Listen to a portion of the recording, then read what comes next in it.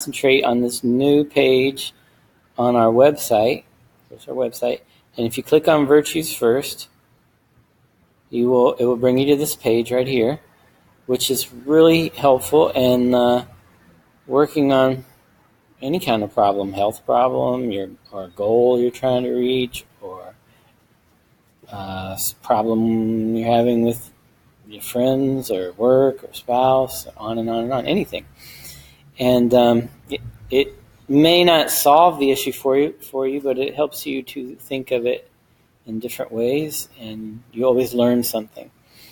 So how it works is you think of a challenge, and then you click on one of these locks.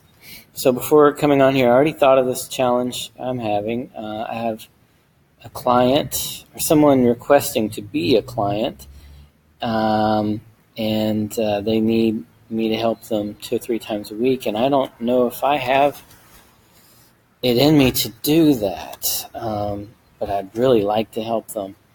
So maybe you wait for the right vibe. I usually just, as soon as I state the question, I just go ahead and put the cursor here and click twice, and that lock is going to open to another page that lists several virtues. There it goes. And I don't want you to think of them as fortune-telling cards. I want you to think of them as a way of thinking through things a little deeper. It's pretty wild how it works, though. Anyway, here's 6 virtues right here in the center. This is what we mainly focus on. Nevertheless, there's a quote up here. It starts here, and then the quote ends down here.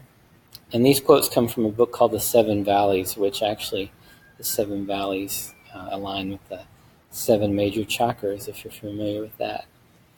But the thing that I encourage people to do is just look at these virtues and see which one you feel drawn towards. Maybe you don't even know why.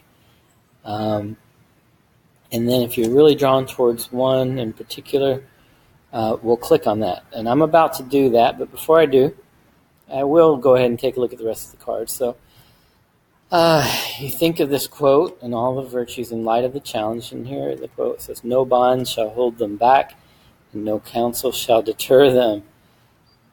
So part of me is like, yeah, if these folks need help, then I shouldn't let that hold me back. So, yeah, it's kind of wild how it works, isn't it? You wouldn't believe the stories I can tell of people using these. At every step, aid from the invisible realm will attend him, and the heat of his search will grow. My search, I think, would be, how do I help these folks when I feel like I got a lot on my plate already? But when I read this up here, I thought, okay, no bond hold me back, but... like, how do I do it? That doesn't say how to do it. And then down here it says, aid from the invisible realm will attend them. So, and then I guess I asked myself, do I have faith in that? There's some other questions that you can ask yourself that are sometimes in these corners. This one says, are my needs for holistically healthy living being met? Sometimes the questions here apply, sometimes they don't. But there's lots on the card. God, the foundation I need for further growth. And you see there's not a period here. So if you do these cards and you find some typos or whatever, let me know, please. Do I have the foundation I need for further growth? Perhaps if I get the foundations I need in, I won't feel like anything's holding me back, and which would strengthen my capacity. So I'm thinking about this capacity virtue. I might click on that. And let me look at the rest. Initiative. What aspect of my character could use more strength? How may I develop this strength? This obviously could take a lot longer than you have time for, but I'm in the process. You hear me now, in the process. About strength, the virtue strength that has this quote, in the midst of your greatest weakness, you may develop your greatest strength. That's inspiring. Okay. I think I'm going to click on strength. And when I do that, it's going to open to another page that's going to show me the element. Anybody who ever taken my classes knows that I'm always talking about the 5 great elements. In Ayurveda, they call it the Panchamahabhuta. And each element is related to many virtues. And if I look at these virtues, just kind of using them like a mantra, they start to work on me.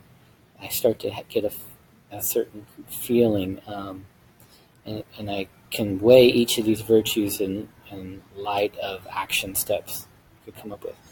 In addition to that, there's these 2 archetypes. One's the caregiver, and somebody's asking me for care, and so it makes sense that I was drawn to that particular virtue. And this is Kuan Yin, representing the feminine, and she also represents compassion and hearing all the concerns of the people of the earth. And so anyway, feminine and caregiver are the archetypes related to that, and that's a whole other thing we could get into. I don't want to take up too much of your time, but here it says a couple of questions you can ask yourself. As I look at this, I may find I'm earth deficient. Maybe that's why I'm afraid to work on this challenge, or sometimes people are earth excessive, too much of the earth element. And there's other things you can click on to help you if you're earth deficient or earth excessive. I'll leave you to explore on that.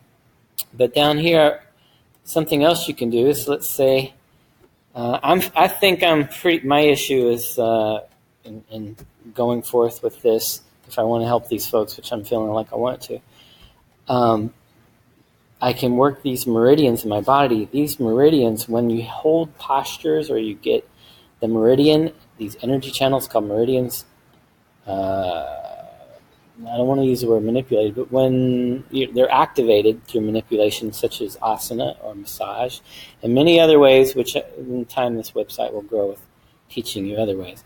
But as you work the meridians of the stomach and the spleen, these are earth meridians, and they activate these qualities. Yeah, it sounds pretty wild, I know, but it's true. Maybe take my yoga teacher training, and you will definitely experience that. Or if we ever get a meridian yoga class going here at the yoga school, you'll see.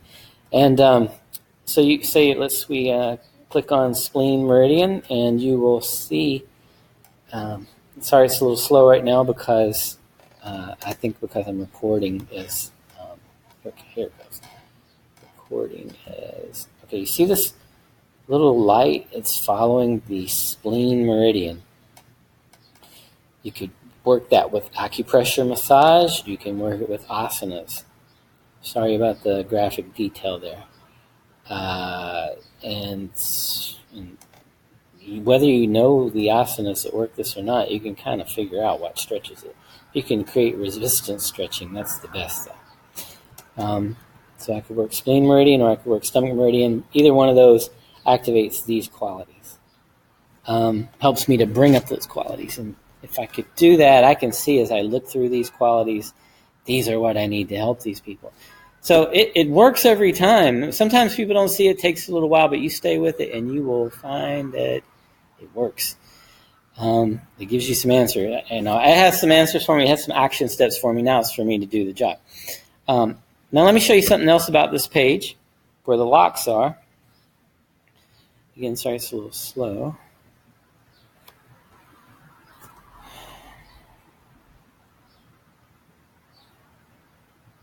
You see right here, we already have, it's fairly new, but already have 310 hits. It says since January, but I didn't really let anybody know about it till recently.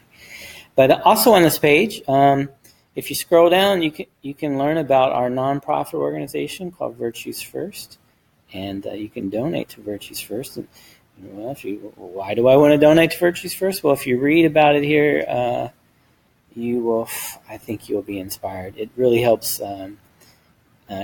Mostly for children in India, the school systems there.